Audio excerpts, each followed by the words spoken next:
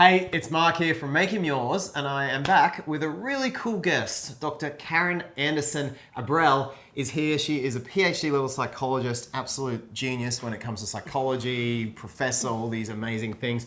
And she's author of the book, Single is the New Black, Don't Wear White Till It's Right. Karin, thanks for coming in for another video. Yeah, of course. Today we're talking successful women. Yeah. How to find romantic success as a successful woman, because the stereotype is that you can't. And we're going to break that shit down right now, aren't we? Yes, we are. Number one, you got to crush the limiting beliefs. Right, because you hear that as if you're an accomplished woman, you're up there in the C-suite, or you have your PhD, or you're a medical doctor, lawyer, whatever, any of these great professions, you will be told probably that you're single because you're just too accomplished and too intimidating, or you put your career ahead of family and those sorts of pursuits. But the research shows, and I love this study, These yes. are scientific studies Let's get to the data. that have shown. It shows that actually at age 40, women who have those high-powered jobs are actually more likely to be married with children than women who have maybe a more kind of basic job. So really, it's a myth, and so we need to start there. That belief, if you adhere to it, could limit your expectation of what is available for you in love. Absolutely. And the other study Karin told me about showed that women who waited longer, correct me if I say this wrong, who waited longer in their age to have a marriage had higher quality of marriages than those women who married younger. And less likely to divorce. And less likely to divorce. So time is on your side if you take your time. I love that. So start out by crushing those limiting beliefs. Yes. Number two is to see your singledom as a success. So many women come to me, even friends of mine, and say, oh, I'm single, so I must be failing. Right. And there's so many bad relationships out there. And it's so important that if you are single, a significant reason for that can be that you're continuing to filter out the wrong people. Right, exactly. That's just as successful. If you're, and Karen's going to talk about a little story in a moment, when you are single, it can very well mean that you're literally filtering out the wrongs. Right. Number three is to see your breakups as well. Yeah. And your relationship ends as a success. Karin, how did this apply to you? Yeah, well, it applied to me in my personal life. I was 34, and 2 months before I was to be married, I called off my wedding. And in the moment, Mark, I felt like an absolute disaster. I felt like I'd let everyone down. This really good guy who on paper was perfect for me. Yeah, and wow. a wonderful man. Yeah. But just not my guy. Yeah. And I disappointed him and my family and everyone. And yet I had to eventually look at this breakup, this devastating, to me, breakup, as really a powerful moment in my life where I, like you were saying earlier, it was success. Why? Because A, I didn't go down the aisle and say vows to a man I didn't really love. And that wasn't going to be loving or kind to him either, by the way, right? I mean, that was a kind thing, actually. That does him a disservice. Exactly. And then also realizing that I knew what I wanted in life, and I knew that it was more important to me to live authentically. If I were single for the rest of my life, so be it, than to live a life just to have this conventional picture of what life is supposed to be. So it was a defining moment. So your breakups can be defining moments where you learn more about yourself and what you're about and what you're going for and what you're not going to put up with. Yeah, people forget that ending a relationship is often the most successful part of it. Yeah. If you can end a relationship when you know it's wrong, once you know it's wrong, then that is a success. Ending it with the wrong person is a success. It is. But with all the pressures put on single women, especially successful women, they feel like failures because they haven't done this.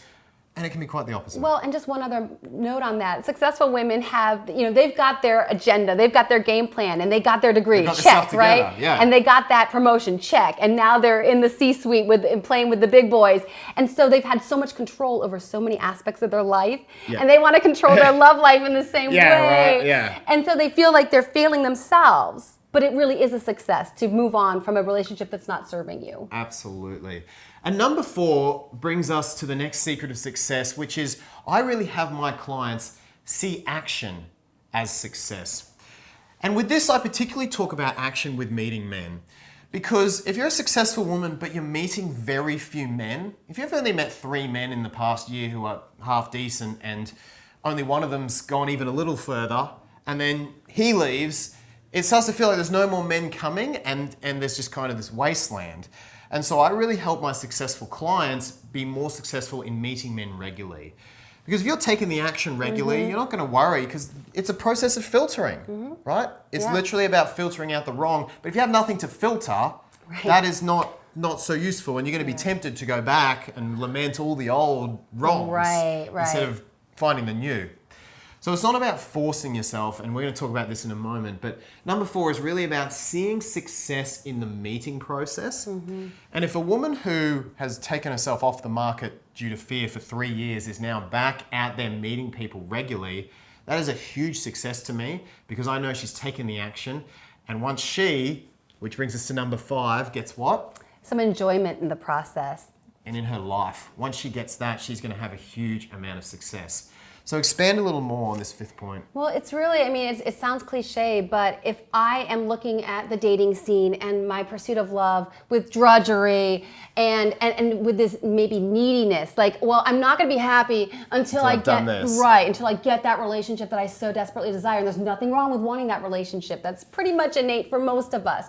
But if we can have some enjoyment with who we are, where we are, and I think the points that we're talking about here, realizing that it is a success that I'm single. That showed that I didn't settle for the wrong person, that I didn't stay in the relationship just because I'm too scared of being alone. So to revel in that success, own it, embrace it, and bring that to your life in every realm. Yeah. Oh, and that's gonna be so attractive. Yeah. Men are gonna love that. Yeah. So it's just about that. Yeah, success and knowing that, just enjoying your life in general.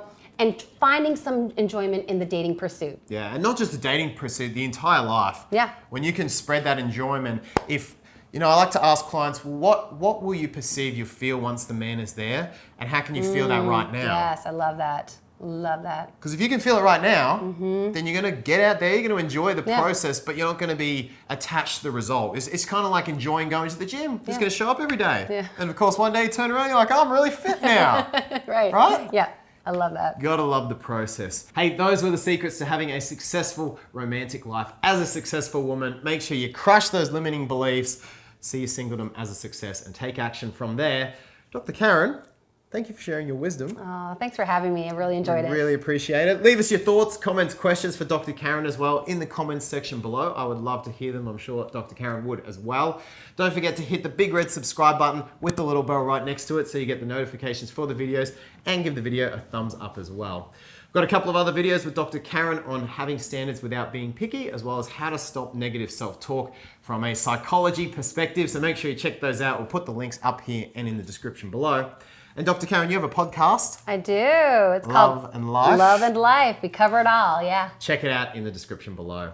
Thanks for watching, guys. Thanks for coming in. Oh, you bet. Doctor? I enjoyed it. Yeah. And we'll see you in the next video.